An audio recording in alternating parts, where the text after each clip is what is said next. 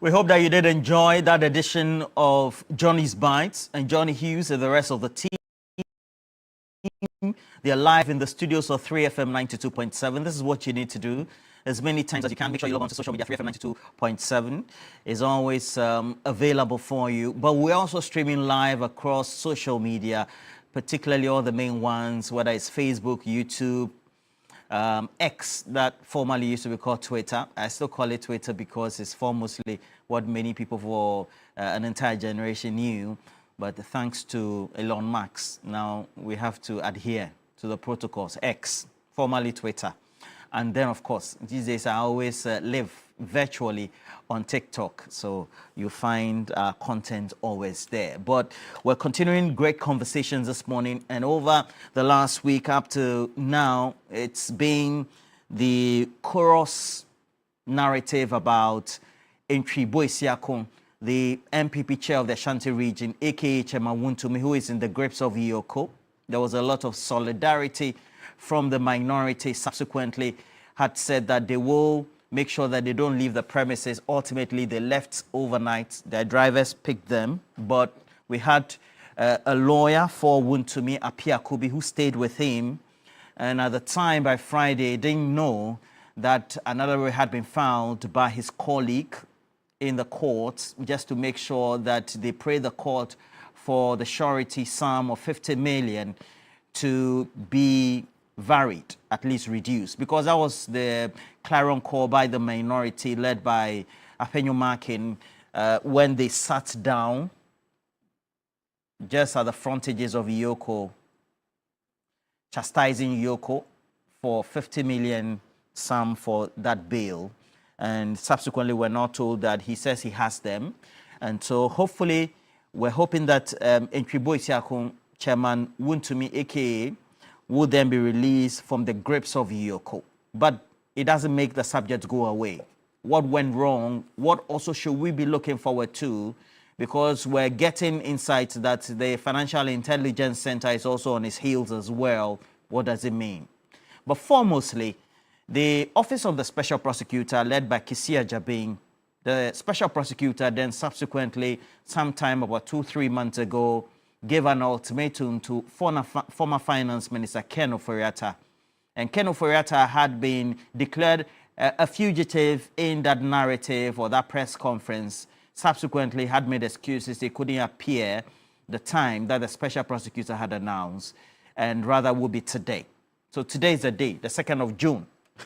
If you're joining us, we're here to tell you what we have.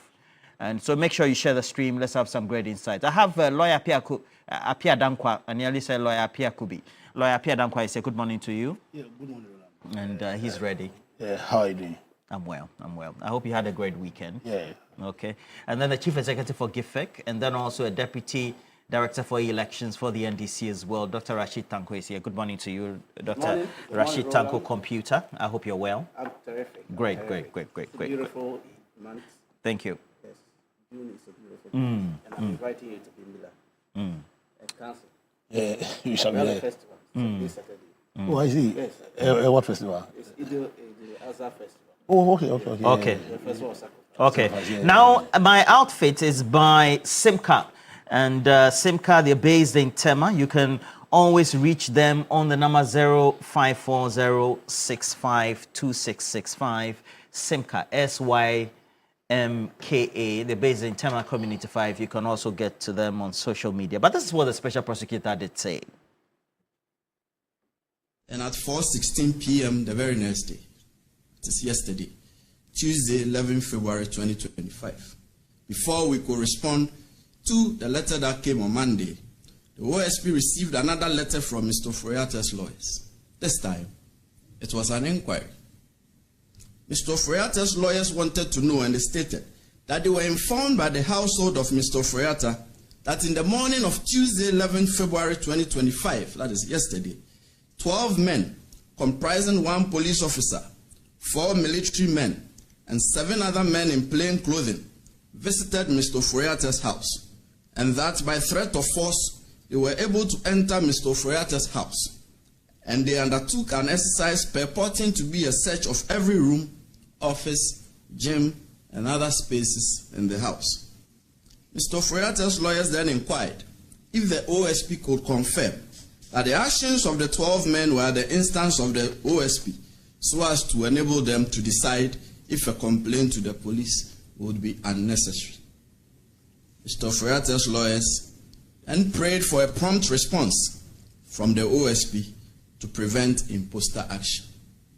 We are now responding promptly, and we have chosen the course of answering Mr. Ofori-Atta's inquiry publicly at this briefing, considering the circumstances surrounding the purported raid at Mr. Ofori-Atta's house, media reportage of the purported raid, and in light of the reckoning that some media houses have stated emphatically that the OSP was behind the purported raid, and in light of the reckoning that the purported raid is being made to appear as if it was some untoward action by the OSP stemming from some contrived vendetta held by the OSP against Mr. Ofori-Atta. So, here we go.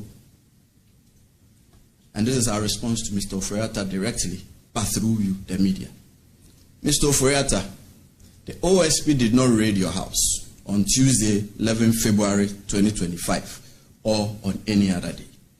Mr. Ofori-Atta, the OSP did not cause any persons, however uniformed or bedecked, to raid your house on Tuesday, 11 February 2025, or on any other day.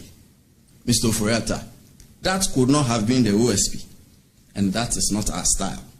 If the OSP enters your premises, you will not be in doubt as to whether it was the OSP that had come there, and your lawyers will not have cause to do an inquiry ascertaining whether it was the OSP. We have our unique methods of conducting searches, and we have uniquely designed insignia identifying ourselves, and not just by a statement that we are from the OSP. This is one such main insignia. A person cannot just show up and say they are from the OSP. It's cheap, anyone can say that. But when the OSP enters your premises, you will definitely know by our insignia, our methods, and the way we identify ourselves that this is the OSP.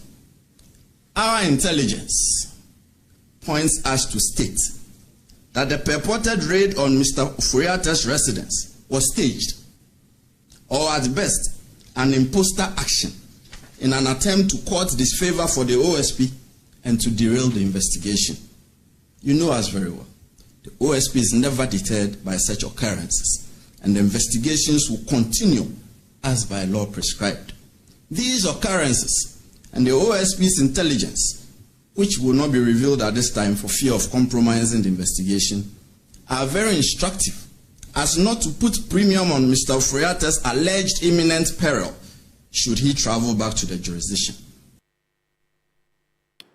So the question is, will he appear before the office of the special prosecutor today, or before the special prosecutor? Or another question will be, is he even adhering to that directive by being in country? What does it mean? And so we're here to do some analysis on the subject, but let's take you through what the issues have been, particularly reasons why the OSP would be looking for Ken Ofori-Atta or place him under investigation. Key issues being, well, the roles he played in the petroleum and minerals revenue assurance when it comes to key investigations on monies, etc., based on approval by him as finance minister or as he headed the finance ministry. The subject of the electricity company contract termination, and then also, as you know, $58 million spent on the National Cathedral project and its issues of accountability, procurement for spare parts, and then also service parts for ambulances, and then of course issues about SML and GRA tax management issues as well. And so this is a chronicle of events so far. The OSP wrote to the lawyers as well as assigns of Ken Ofori-Atta for him to make that appearance. But it's been a chronology of events where from January 2 this year, the former finance minister wrote to the former chief of staff to seek medical attention abroad. And we know that it was just prior to the inauguration. There had been a number of transitional discussions so far with the committee meeting. And on the 22nd of January, Ken Ofori-Atta wrote to the current chief of staff informing him of his absence from the jurisdiction. The special prosecutor 2 days later then wrote to Ken Ofori-Atta asking him to attend an interview for the reasons assigned by the OSP, slated at the time, 10th of February, because he was a suspect in respect of 4 corruption and corruption-related offenses. Then we had a reply from the lawyers of Ken Ofori-Atta, the former finance minister, to the OSP about his absence and their availability in lieu of he being in absentia to assist with whatever information they were seeking in respect of Ken Ofori-Atta. And then by the 5th of February, the OSP insisted that Ken Ofori-Atta's lawyers needed by the close of February 10 make him available, and failure upon which the OSP would take steps to secure his return to the country. On the 7th of February 2025, lawyers of Ken Ofori-Atta then wrote back to the OSP suggesting a possible in-person interview after March, explaining he was due for surgery that same month. And the said letter was then received on February 10. And subsequently, we had all the issues about not only the report, video evidence also provided subsequently by the household of Ken Ofori-Atta, where that house was raided by armed military men, comprising policemen, military personnel as well, and others in plain clothes. And Ken Ofori-Atta having his lawyers writing to the special prosecutor to inquire if the raid was at their instance, etc. And that was again on the same day. And so you have him in that reply at that press conference in which he declared Ken Ofori-Atta wanted, and as we put it in red in this graphic, a fugitive from justice. The 18th of February, Ken Ofori-Atta's lawyers then wrote to the OSP to clarify the rescheduled interview and also demanded that Ken Ofori-Atta be taken off the wanted list for some assigned reasons that had been made public. Now, by the 18th, we know that Ken Ofori-Atta was removed from the wanted list and was no longer a fugitive from justice per the earlier declaration by the OSP. And then we had this new date, which is today, a new interview date scheduled. Well, we also know that subsequently there have been reports in the media, not confirmed, that Ken Ofori-Atta may not be available and that could be seeking virtual interviews, etc. Not confirmed. We'll try and reach the office of the special prosecutor and Samida, who is legal practice, who also speaks for them, does communication undertakings for them, should be in a position to do that. But again, the discussion right here on the platform will be for Dr. Computer. You take an analysis of all that, and the expectation will be that Ken Ofori-Atta, the former finance minister, should make himself present. Looking at how long he's been able to hold himself because he says he's traveled seeking medical treatment, etc. Very well. Roland, let me once again say good morning to you and council and your cherished viewers, as well as my good people from Bimbilla and Woodland State constituencies. I wish them well. We have a very beautiful festival coming this weekend, Saturday. What's the name of the festival? Eid-el-Azha. Okay, Eid-el-Adha. Yes, plenty meat for you when you come. You eat plenty meat. So you come Saturday. Bimbilla is Sanla meat. Sanla meat. Come to Bimbilla and you Okay. enjoy it very well. I mean, this issue is not an issue that started under our regime. Why do you say so? Yes. You remember the about 80 or so MPs of MPP wrote to His Excellency Nana Akufo-Addo asking for the head of Ken Ofori-Atta. You remember that episode? About 94, 95. 94, 95 of them. Yes. Again, 95. led by Apia Kubi. Apia Kubi was the one The lawyer for Wontumi. Wontumi. The matter started at that time. Under the regime of MPP, they knew the ills of this gentleman, the problem he was creating for their own party and their government. and they were asking for his head. Nanado invited them. That led to some of them even losing their seats. They made sure that those who spoke against Ken Ofori-Atta lost their primaries. They lost their primaries. They made sure that because the man was so powerful within the governance circles that dare him and you are out of your way. So when these MPs came and their peer could be lost through this method he adopted, when he led them and wanted Ofori-Atta out because their government was sinking. What is it about? Look at the things the gentleman was doing. You remember the SML thing, the thing you've just mentioned, the SML deal. Too bad. It was so bad that even the presidency itself had to commission a team to go and investigate the matter and bring them a report. But you see, they haven't seen all these things. They thought, oh yeah, it's my nephew or what? Nobody touches him. To the extent when they wanted him out, do you know what the president did? He recovered him after taking him out from the city and made him a finance minister in charge of international affairs. He was handling the international transactions. This gentleman, as if he was indispensable. So, currently, when the OSP started this matter, and I was expecting that our colleagues, this one, we shouldn't bring politics into this matter.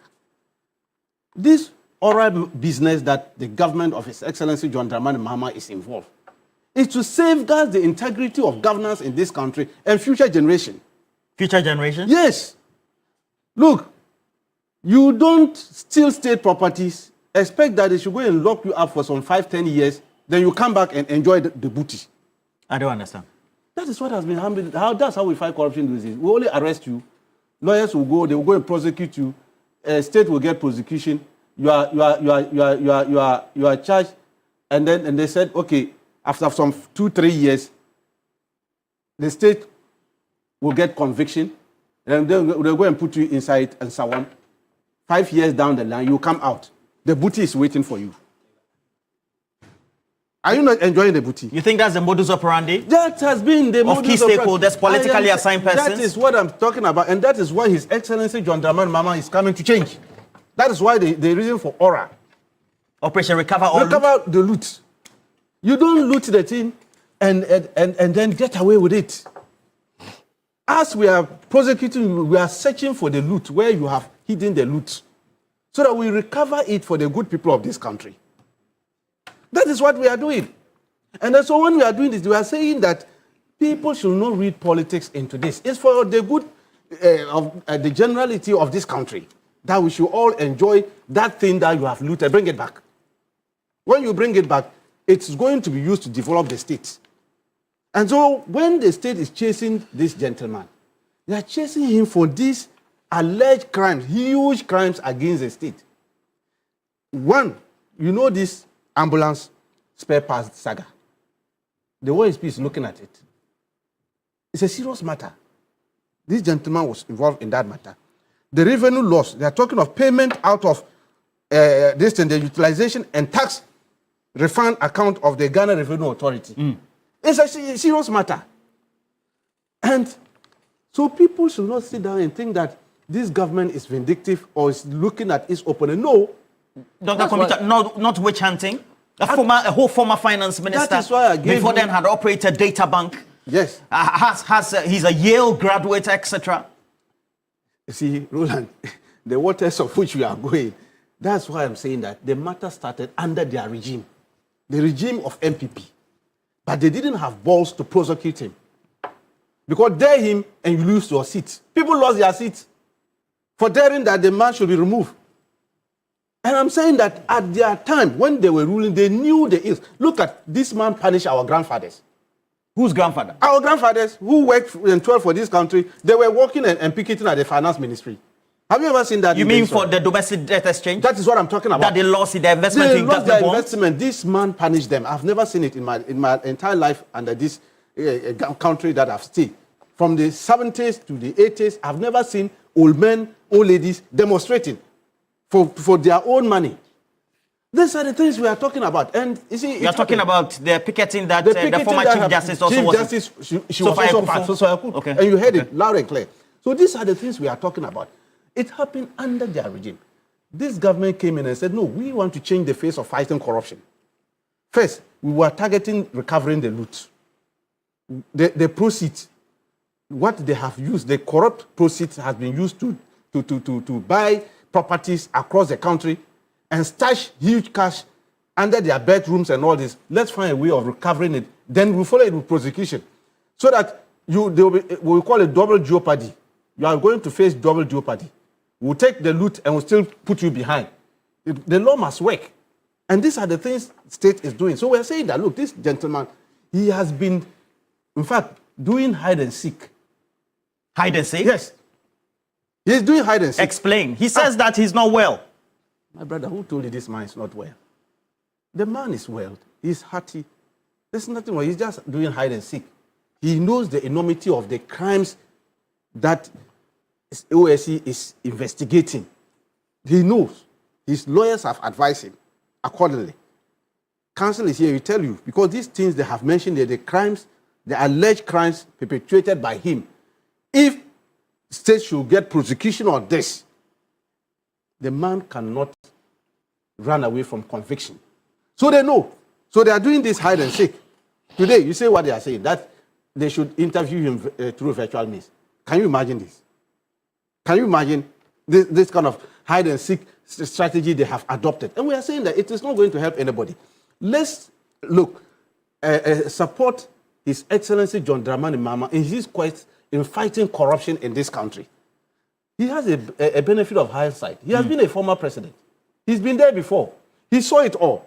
The modus operandi maybe he used from 2013 to 2016, maybe didn't help the situation very well. Now he has come back and he has sat down, looked at it critically and said, no, let's rather go in to recover the loot.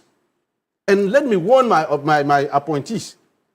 If you dip your hand in state coffers, I'll come after you. And that is what has been operated. And that is why for the past 5 months, getting to 6 months in his government, no single scandal has rocked any of the agencies, ministries, or departments because of the warning he has given to all appointees. And everybody is living based on that kind of warning and making sure that the resources put before you is for the good people of this country. We shouldn't allow people to suffer because we have the proximity to power. And then so OSP should do their work. Let's not anybody put politics into this. And I can assure you, Ghana will be a better place for us to live. All right. We have also joining us Dr. Tutu Buahin. And thank you for joining us as well. And welcome. Ru. You were a bit late. Did you pass through the motorway? Yes. No. No. Okay. So you don't have any excuse? Oh, no. Actually, I traveled. I went to my hometown. Okay. Welcome.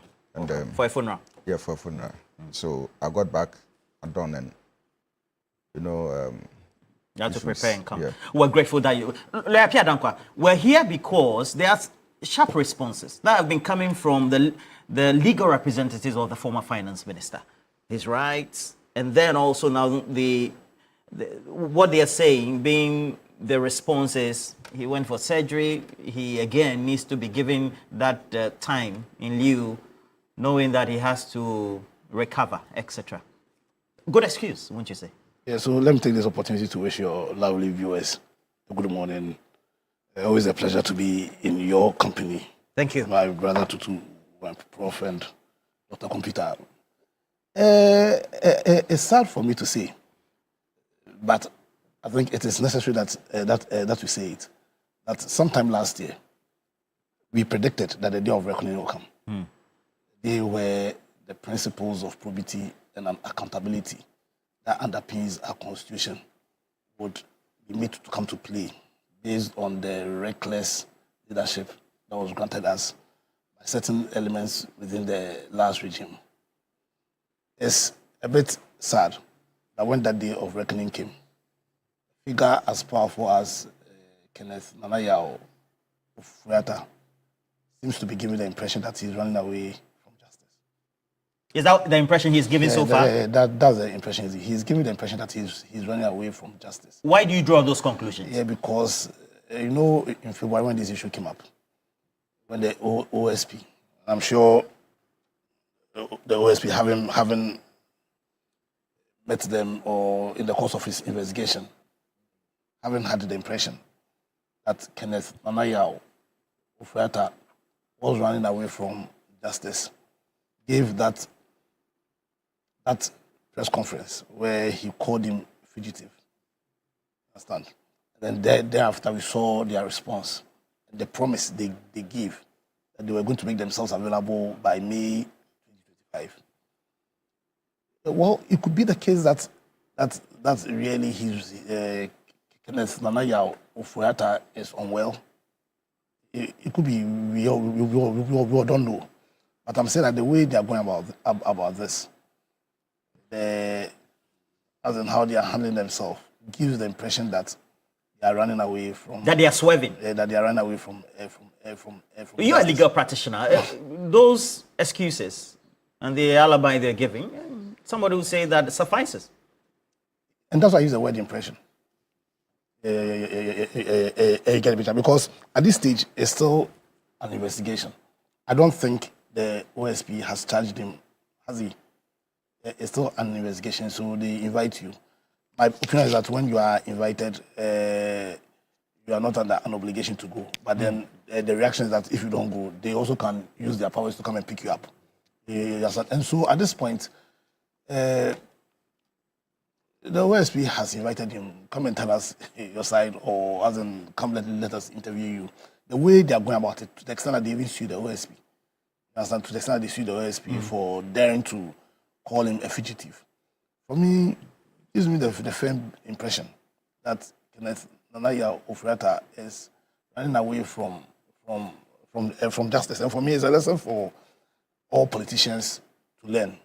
In fact, I find it a bit also worrying that anytime they claim they are sick and they go to hospitals outside, you've been a minister for finance for like 7 years. You've had the real opportunity to bring about transformation, change the lives of the people of this country. Had real opportunity. It's not only few Ghanaians have that opportunity to bring about real change. And they have the opportunity, and then they pursue a very parochial agenda with that opportunity. And then when the time of reckoning comes, then they are running away.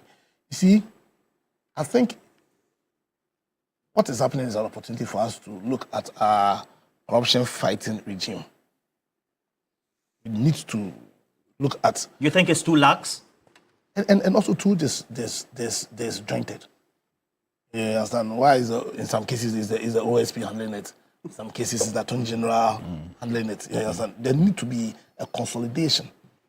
As in, we need to be clear. No confusion.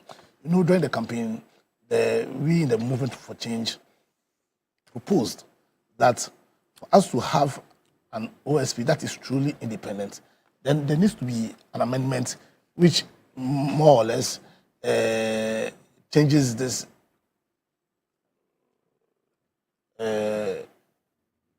this regime that I don't use the phrase again, doing something to represent something.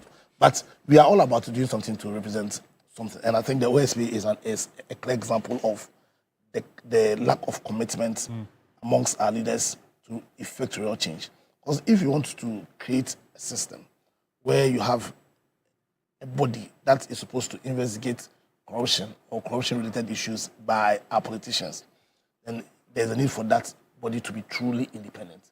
Then the way the OSP was created, without amending the constitution, because for all intents and purposes, the proper person who's supposed to initiate all prosecutions in this regime is still the Attorney General. So for me, I think we need to find a way of consolidating our investigation institutions. We have the YOCO, one country. We have the YOCO. We have the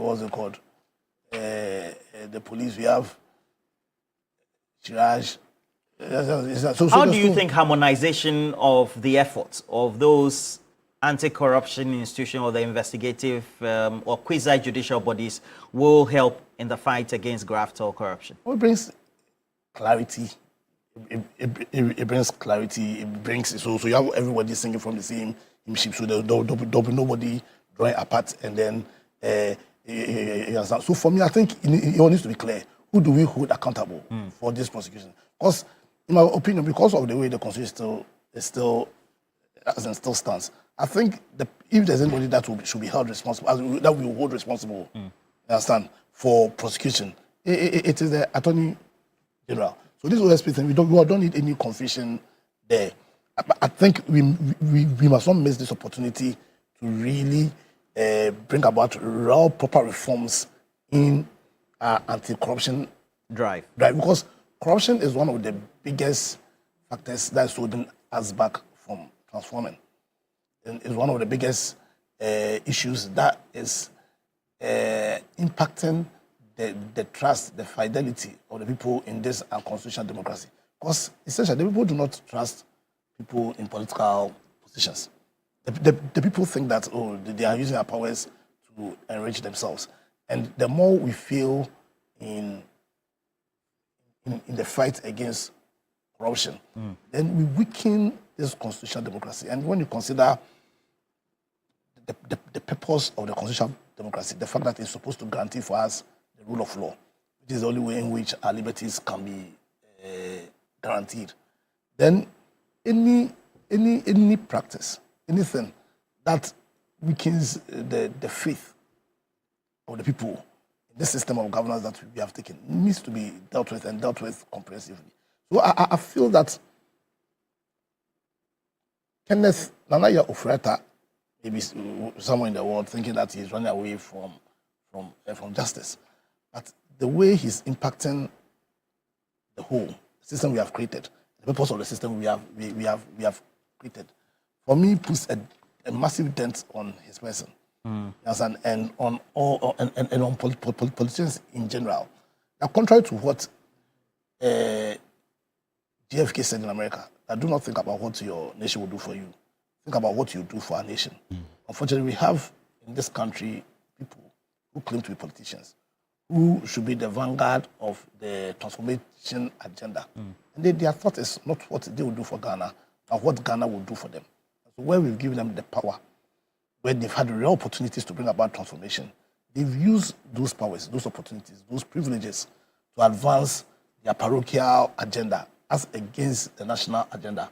And I think it is necessary that Ghanaians become really interested in this democracy to ensure that we do not sit down for people to use the powers we give them to advance their personal interests as against the interests of the whole nation. And so in that regard, the OSP should do everything to rectify this issue. If it means he will put him back on the fugitive list, he must.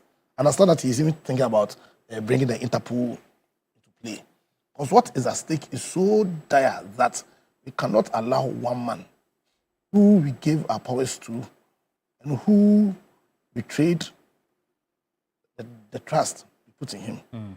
We should allow him to play with our system and go scot-free. The principles of probity and accountability, which we, the people of Ghana, thought that needed to be one of the principles underpinning our constitutional democracy, must be made to work.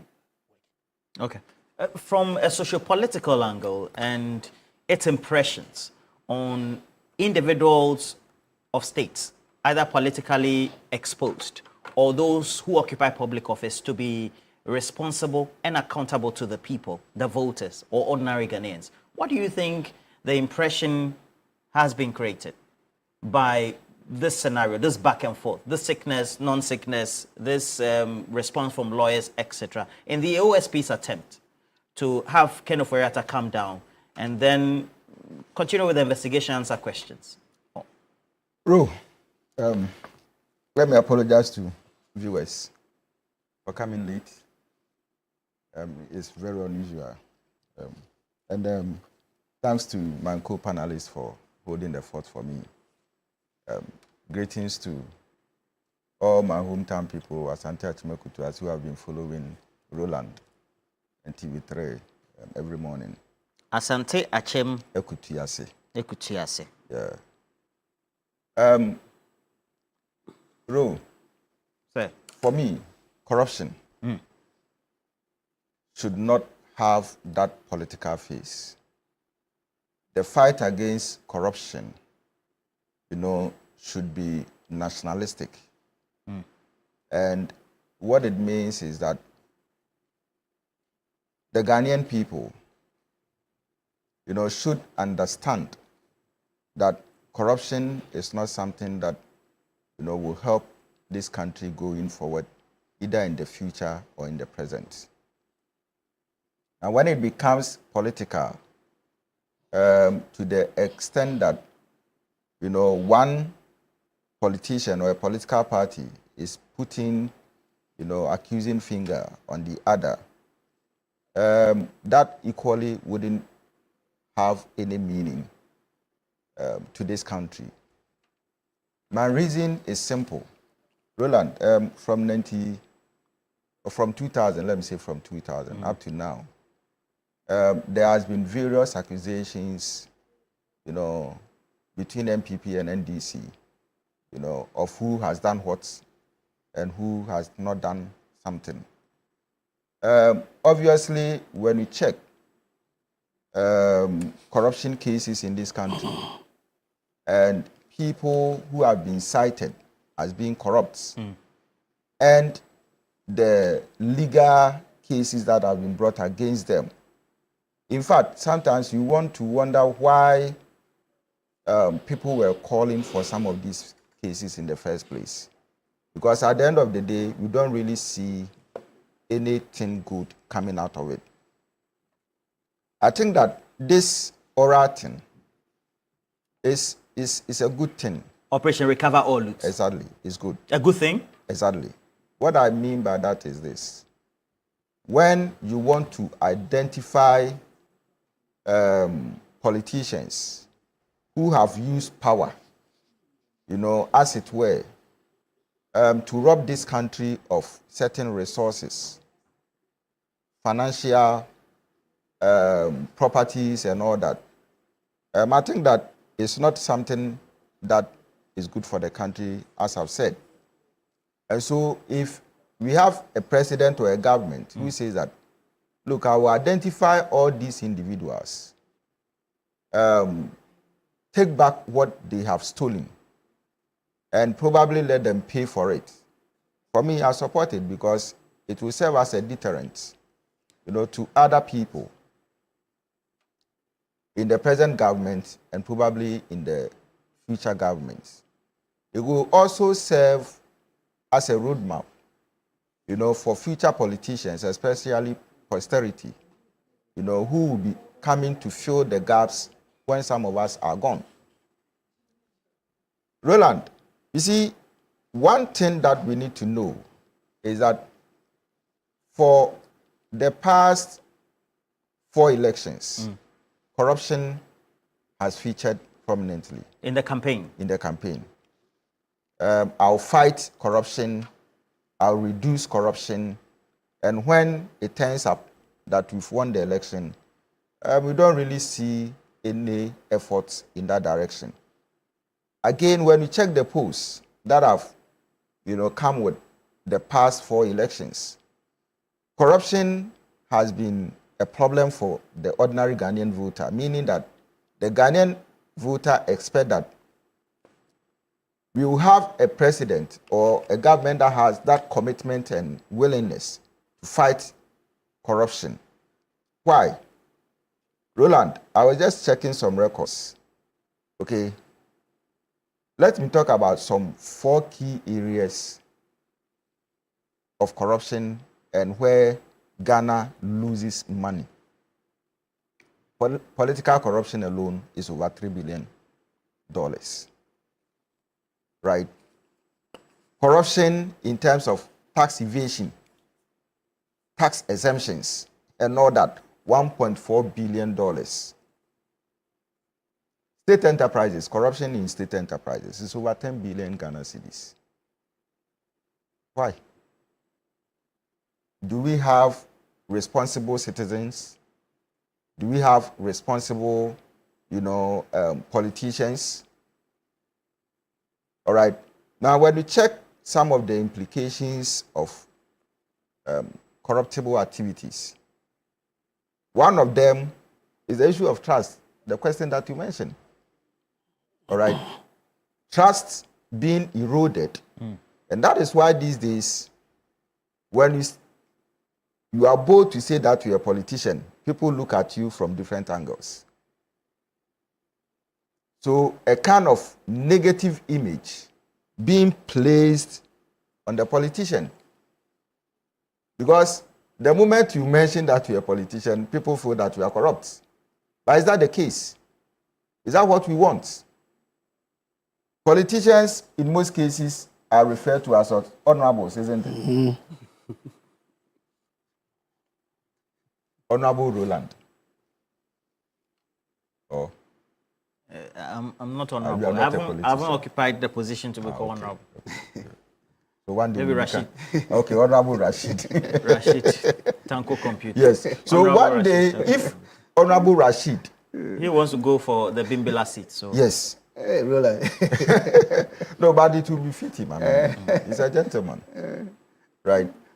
So, if you are building this kind of image, all right, and you go back to your constituency and say that vote for me, what do you think people will think about you? This man is corrupt. Why should you vote for him? There's a general reference that has been made here, and Rashid Tanko Computer has done that. Yeah. That even at the time Ken Ofori-Atta was in office, we had, of course, led by lawyer Pierre Kubi at the time, the Asante Member of Parliament, that he should resign.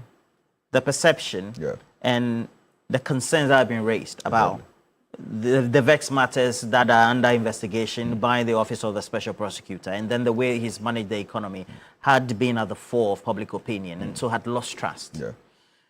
Do you think that alone, in order to be able to clear himself, ideally he should have perhaps be in the jurisdiction, appear before the Office of the Special Prosecutor for some of those reasons thereafter? Oh, okay.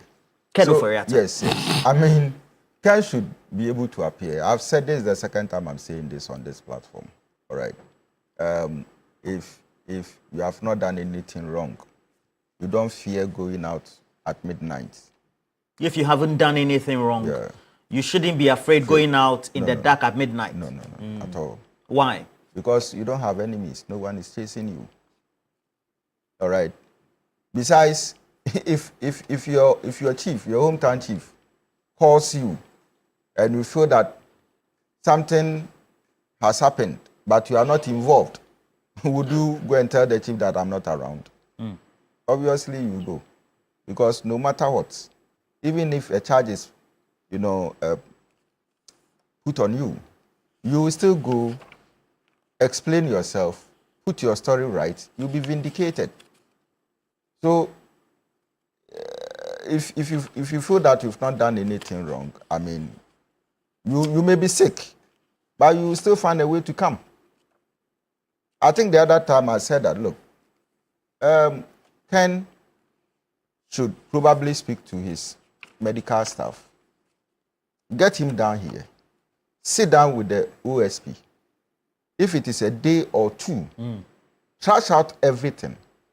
And then probably give authority to his lawyers or whoever, to represent him, and he can go back. But this was not done, right? Number two, you keep postponing it. So everyone listening to your story, or who has said about your story, will question the motives. You understand? And the responses from exactly. You. People will question it. So it is better that, look, come.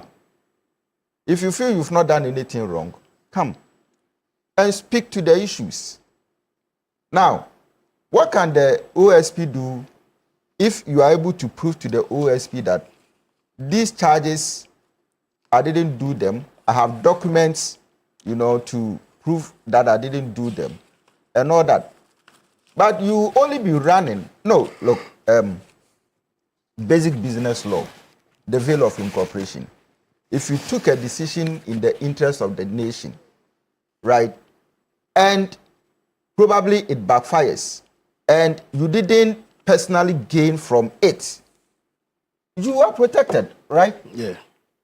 You are protected. That is what the law says. That's the law on cost of financial law. No, you see, financial loss is different from the veil of incorporation. I mean, if I took a decision, all right, for Ghana, let's say I am the Minister for Sports, all right, and then I took a decision, to go and then play a football match. And I gave out a budget of 1 million Ghana cedis. At the end of the day, there was an extra cost of maybe 500,000, okay, and then added up to 1.5. And people thought that, oh, the minister has embezzled.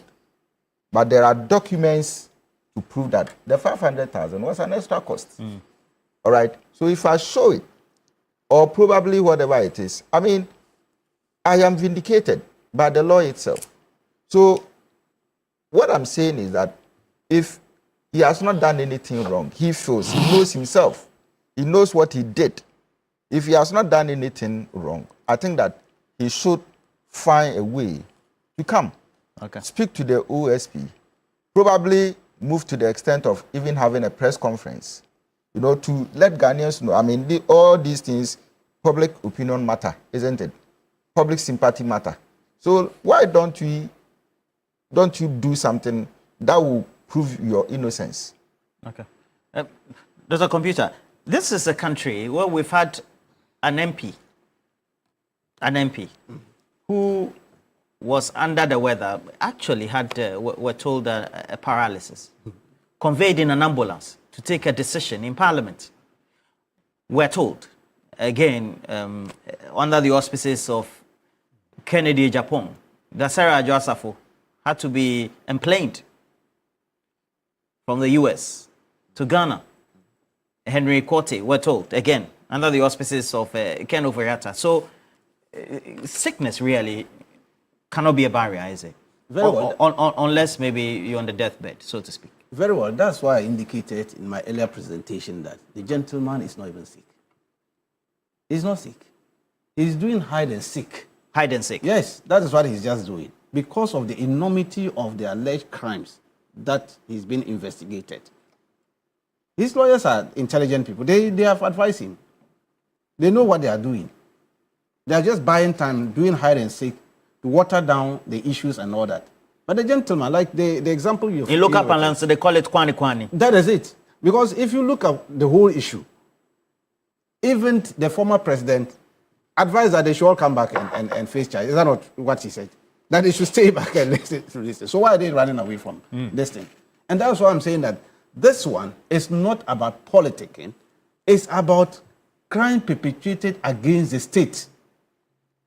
And this is a warning to all appointees. That look, the fact that they have been given the mandate doesn't mean that we should dissipate the state resources and get away with it. And I am saying that all these things that was happening, the gentleman knew that there will be accountability one day, and the accountability has come. So please, wherever he is, he should avail himself. He should avail himself. In fact, and I'm happy. I mean, people were brought into ambulance to come and vote for E-Levy. So if we think that they should bring him, he should come and face the music. Let's see the in and out of it, and we are good to go.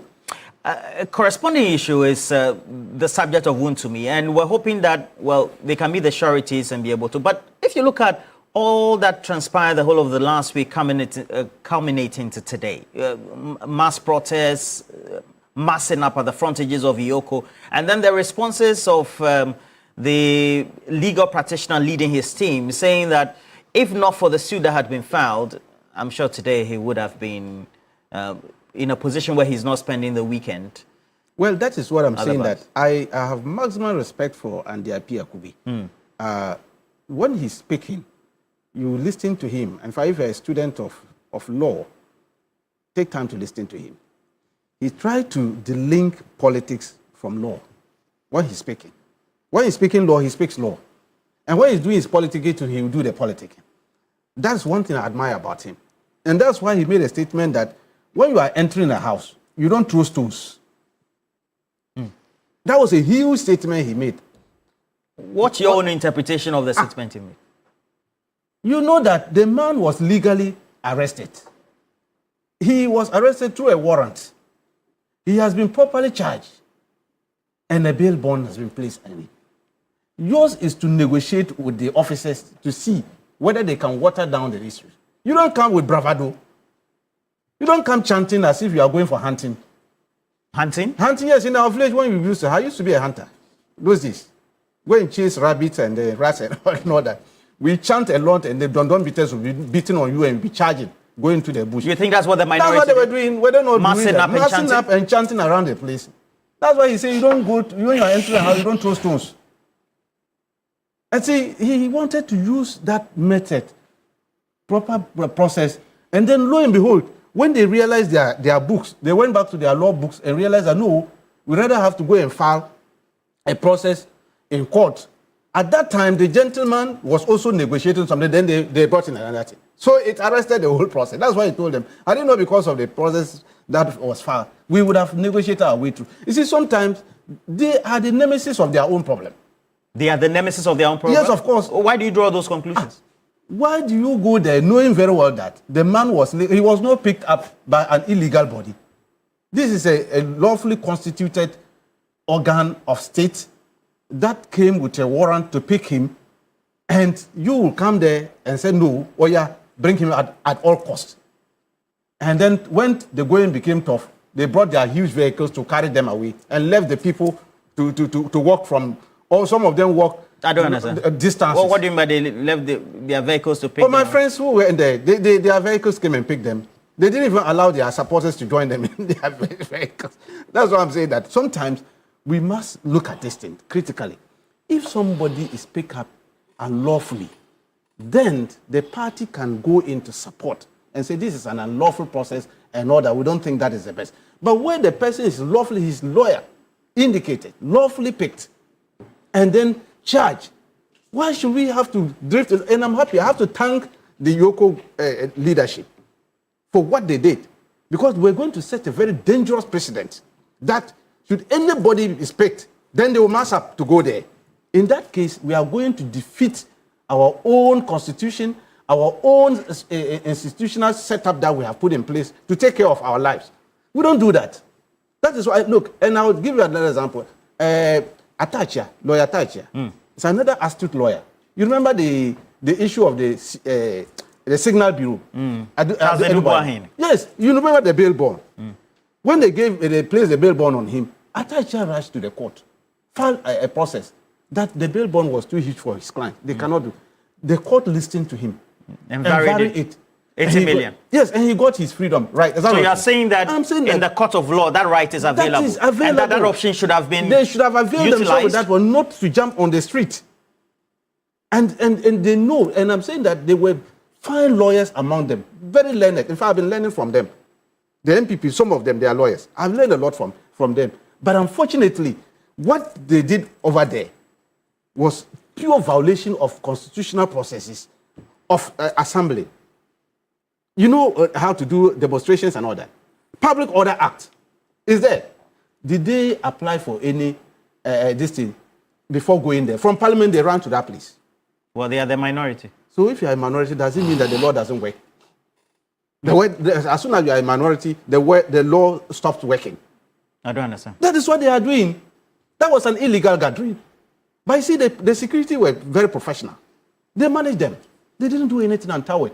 Compare that one to those who came to try to demonstrate against illegal mining and that thing. Didn't they round them up and send them to court to even prosecute some of them? You're talking about Bakavomo. Bakavomo and his people. When he removed the key even pregnant women were beaten up. And described it, even though they went through all the process, they were still described as illegal gathering.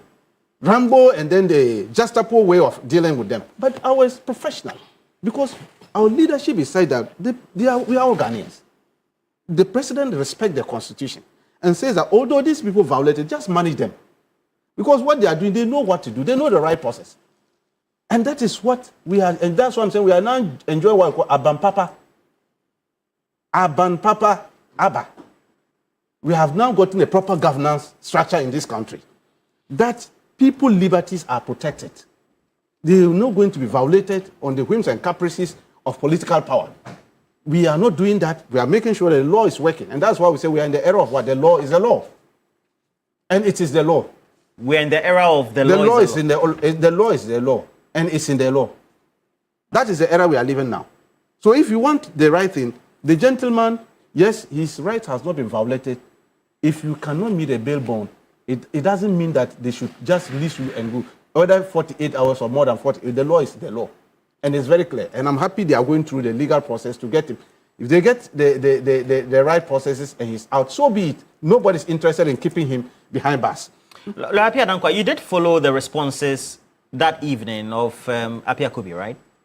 When he said that, well, they had gotten the sureties, and if not for what had been filed in court, for the variation to be done as they pray the court, when it came to the 50 million Ghana cedis, perhaps he wouldn't have spent the weekend in the grips of Iyoko. But for you as a practitioner, do you think that perhaps the minority and then the assigns of the MPP could have not undertaken what they did, and that would have made the case easier for Chairman Wontumi? See, this Chairman Wontumi case, for me, is very, I wouldn't say interesting, but for me, it tests the loyalty, the fidelity of the people of Ghana to the principles of the rule of law. You understand? And also, I remember when I was growing up, my old man, who himself was a politician, told me something, that politics isn't personal. That if you want to do politics... Your father, who was a politician? Himself, yes. Told me that if you want to do politics, and if the focus of your politics is to serve, which really that should be the case, it should never be personal. Why do you say that? And so then what it means is that when you are taking decisions, your focus should be on principle.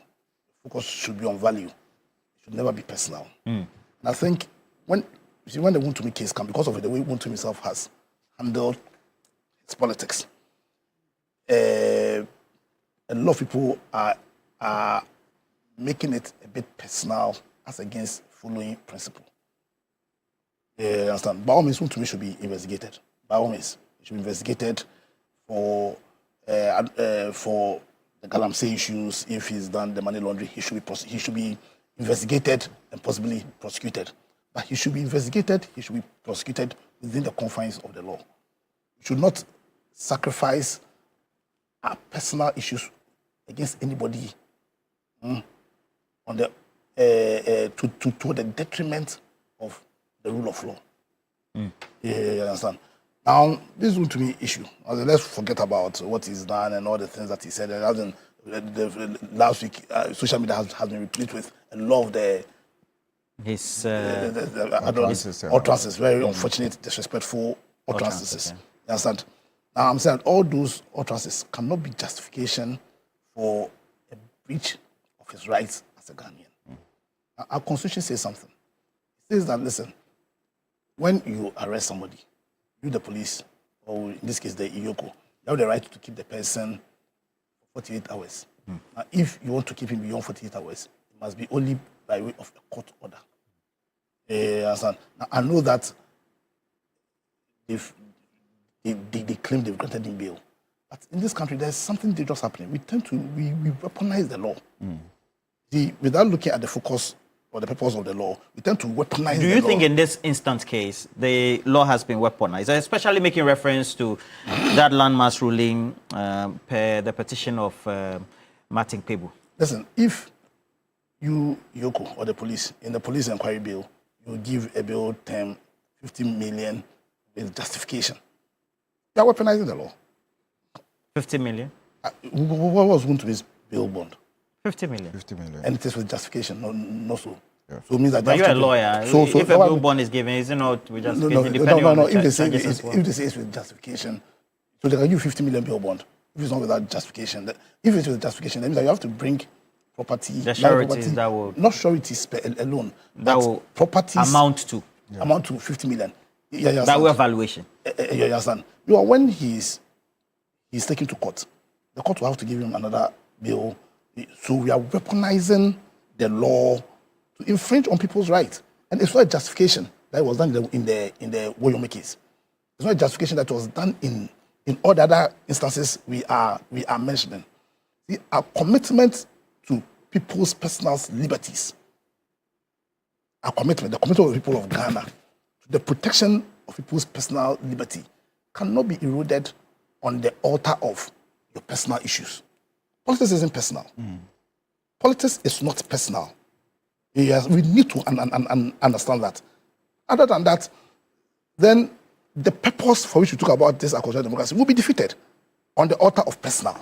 The fact that you like somebody, you do not like the person, the fact that the person has said something that you personally do not like, does not give you a right to infringe on his rights. Now, what I'm saying is that Wontumi has said a lot of very bad things.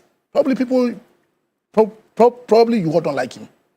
I have a lot of personal issues with him, with Wontumi. But that cannot be a justification for infringing on his rights as a Ghanaian.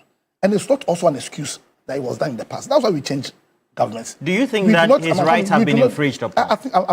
In which instances? I'm saying that the constitution we took says that you cannot keep somebody more than 48 hours without a clear court order.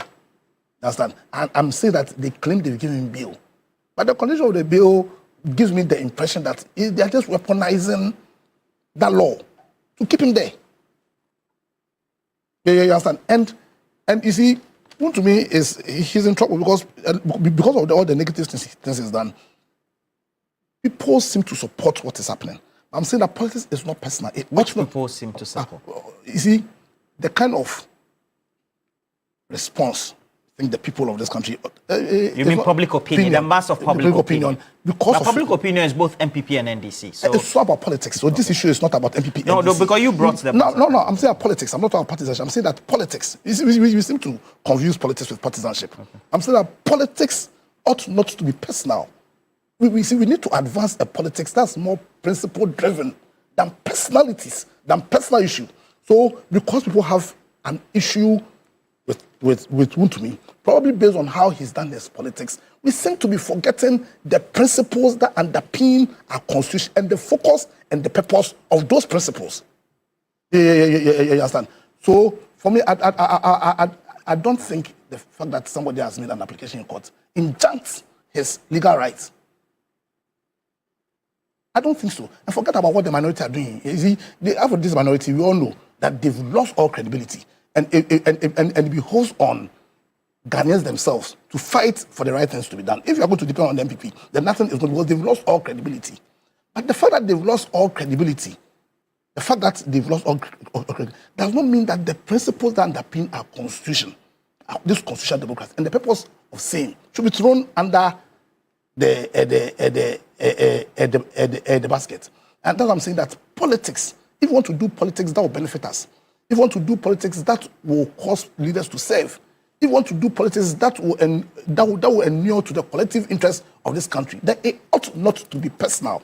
It cannot be personal. Okay. You understand? And so at all times, the values and the principles that are enshrined in our constitution and the purpose of saying, the oath that people in public office, in positions took, they need to be faithful to those principles. Because at the end of the day, what it means is that at the whim of anybody, because somebody dislikes you, they can weaponize the law to your detriment.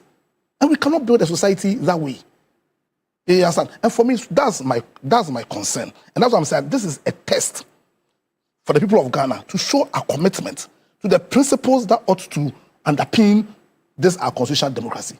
It's not about Wontumi. It shouldn't be about Wontumi. Okay. Yeah. It shouldn't even be about what the negative utterances that he said. If Wontumi has a right, those rights need to be protected. Okay. Yeah. So 48 hours enshrined in law. In law. So and also backed by cases. Okay. Now, subsequently also, the bond, 50 million. Yes, I'm saying justification. I'm saying that they are weaponizing it. Okay, but it's not illegal. So it depends on what you think is the law. Do you think it is illegal? No, I'm asking because you're a lawyer. No, and that's what I'm also answering. So we have the rule by law and we have rule of law. You have rule by law and you have rule of law. They are Do you think it is illegal? Ask a specific question, lawyer. I think that it infringes on the principles of the rule of law, and that this is what they are doing is rule by law. Yeah, so it's like using I'll ask the question. Do you think that even though it infringes on rights, etc., do you it is unconstitutional? Based on your experience, that it is unconstitutional and observation, it is illegal. I think it is unconstitutional. Okay. That's what I'm saying. And that's what I'm saying. We have rule of law and we have rule by law. You don't want a situation where we'll be governed by the rule by law. We ought to be governed by the rule of law because that's the only way our liberties can be protected. If we reduce everything to the rule by law, then we're all finished. That's why lawyers tend to have varied views on same subjects. Dr. Tutu Boahin, you listen to lawyer Apia Kobi, and he says that based on his relationship and the headway he was making, the case that was filed in courts on his blind side became a hindrance to getting his client as a lawyer out of the cells or the grips of Yoko, meaning that based on his own utterances, they were meeting that justification of 50 million for those sureties. And so, per his own utterances, his own responses, everything would have been fine if not for the tangential. Because by the considered view of Lawyer Appiah Dankwa, all the politics, etc., could be undertaken by the minority, etc.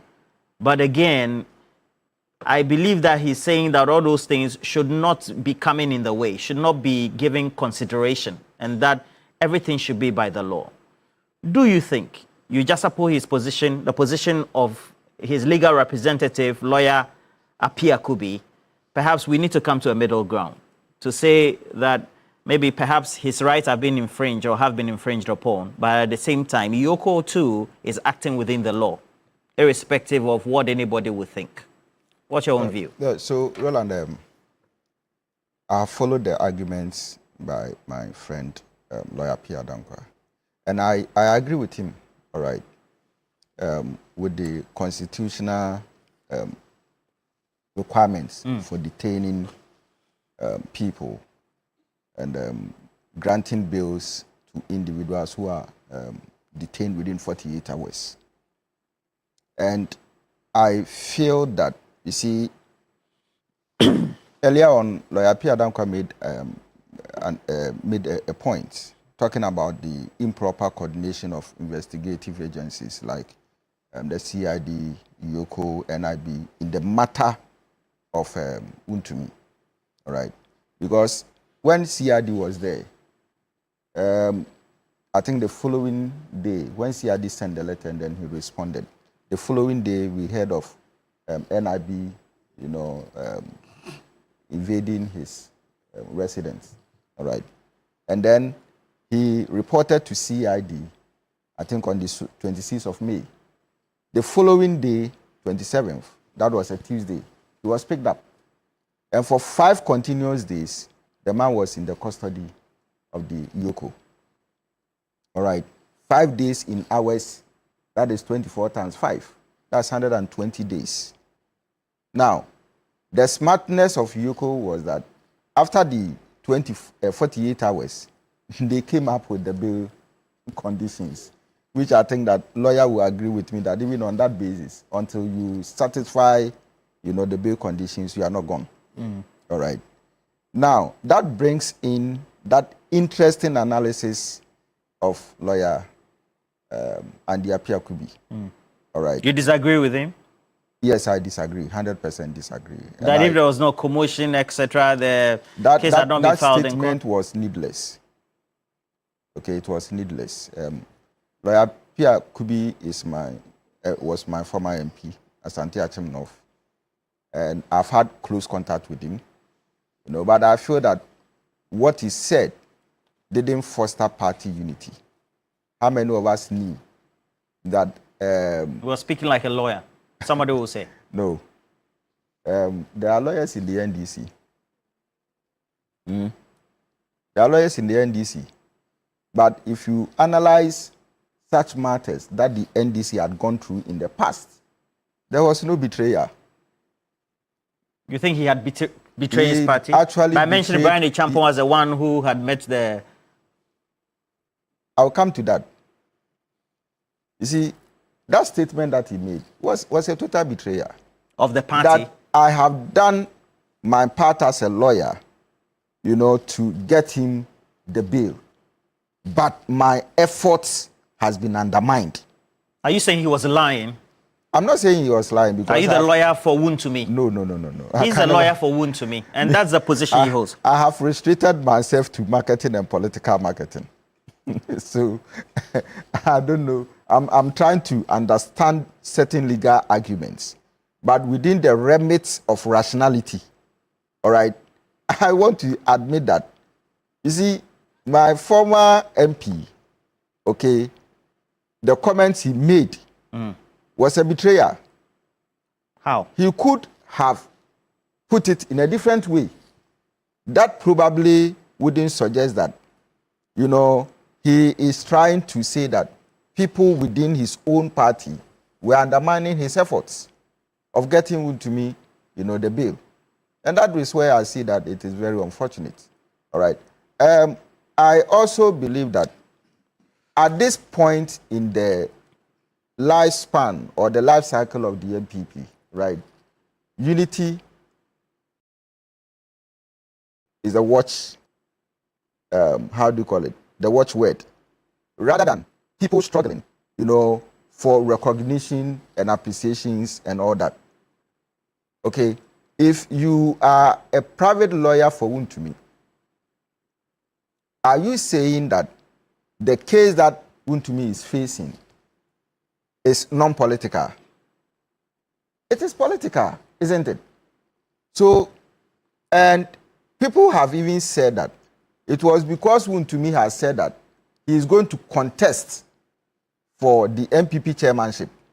That is why all these atrocities are being meted against him, right? But he himself understands that if I was not the chairman of the MPP, I wouldn't be going through this. So it is political. So if you are saying that you are dealing with it legally, okay, and taking out the political variable out of the equation, it will not work. It wouldn't. Because following this case, I heard that, you know, Dr. Bawumia even said that they have made all arrangements. They have made all contacts. Dr. Mahmoud Bawumia. He hasn't formally said that. He said that. He hasn't formally said that. But there are signs around. Formally as in? As in publicly, but his signs have tried to speculate that. Okay. And then he himself says that he had heard that Dr. Bawumia had. Okay. That's Apia Kubi, I mean. Okay. Apia Kubi said that he has heard. Yes. Okay. All right. Maybe. But the ones before him. What I have read. Was by.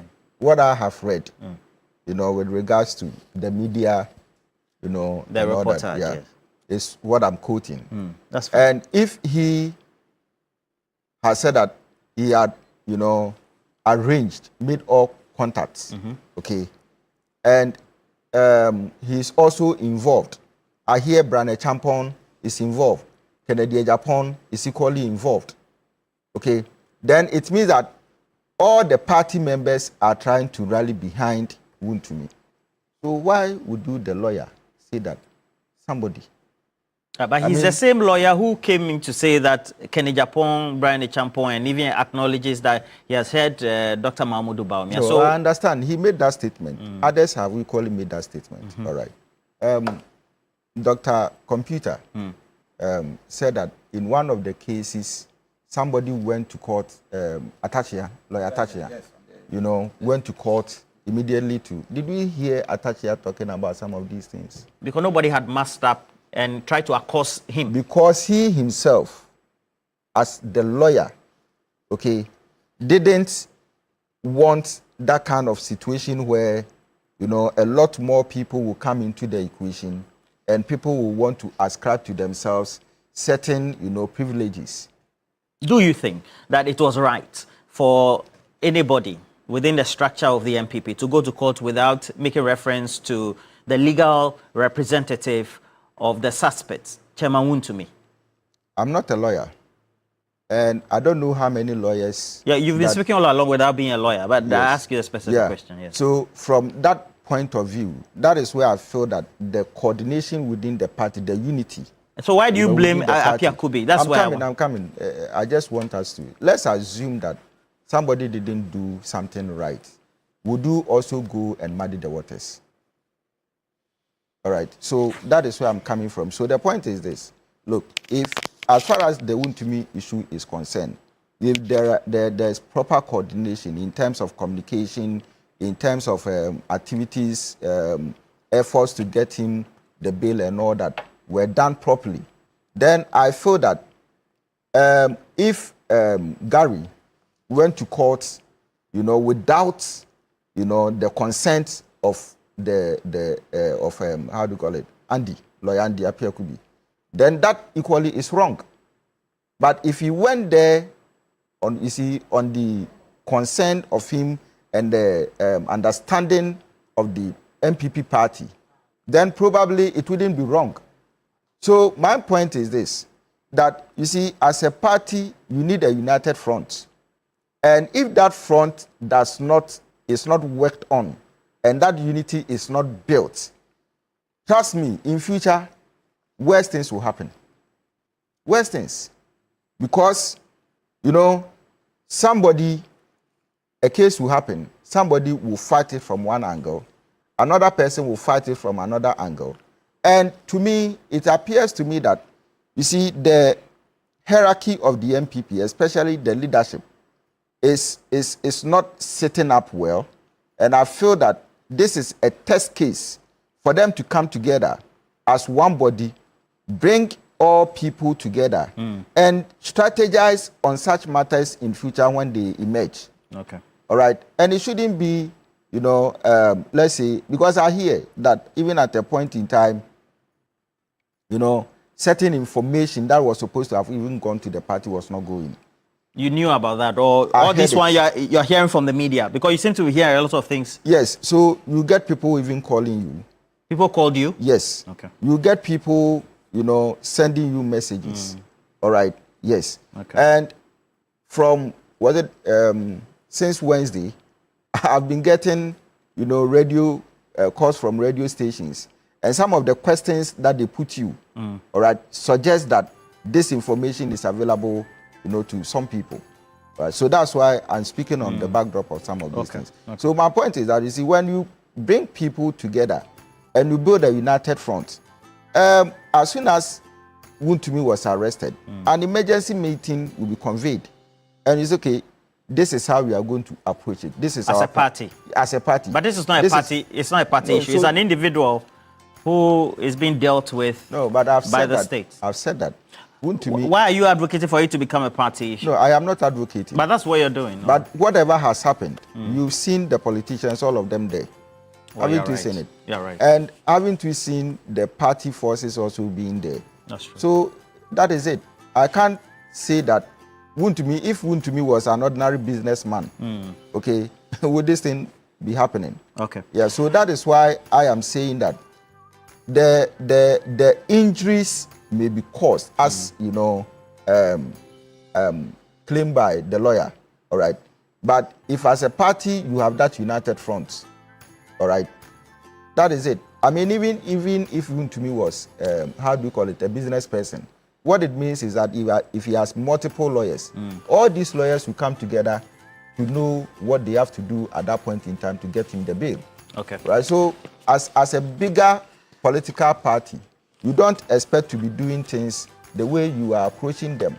Okay. To probably send signals to somebody that, you are thwarting the person's effort and all that. I feel that MPP needs to sit up and then build that kind of strong force that we expect them, to build, so that we will have a very good, strong, responsible, vibrant, opposition, but not to sit down and expose themselves to some of these things. All right. Thank you very much, Dr. Tutu Boahing, and also Dr. Rashid Tanko Computer and lawyer Apia Dankwa coming through for us this morning. And we're trying to get the other solicitors or lawyers representing the various individuals, Ken Ofori-Atta, or even working with the Office of the Special Prosecutor, and then also lawyer Apia Dankwa. But as we say in journalism, all efforts proved futile. That's how we write the scripts usually. But we have cash out. It goes with a short code *439#. This is what you need to do. Choose option 2 as many times as you can. Increase the number of tickets you have. And then you're going to get a prompt. And so following that, please increase the number of them. Let me see you so that you become one of those lucky winners. Like Ebo Backman has sent a message. Say, I vehemently disagree with Dr. Tutu Boahing's claim that Wontumi is facing his current ordeal because he is the MPP chair for Ashanti. He is in this situation because the state believes he has questions to answer. Is he the only regional chairman of the party? That should be a critical question. As usual, lawyers may differ on the bill conditions, but the law is the law. Hey, why do you keep posting that? Roland, I didn't see Richmond Sechi of the Whole Technical University. Good morning to you, says that you're watching live. We're grateful. A number of individuals also say they're watching us. Caleb Toxla also watching as well.